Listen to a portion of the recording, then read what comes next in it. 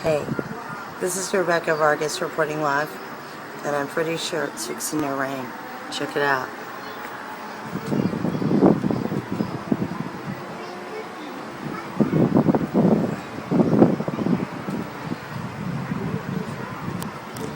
Texas is so different that way. You never know what you're going to get.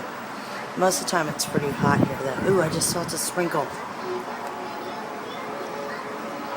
I just felt a sprinkle.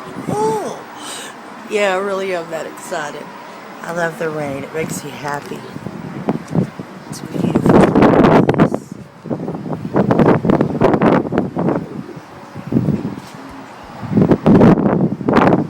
Pool's gonna be closed today, but that's okay. It's fine. Anyway, just wanted everyone to know that I'm doing really good and happy. Not for any apparent reason other than it just smells so good, like rain outside. Well, it's gonna rain, you know? It's awesome.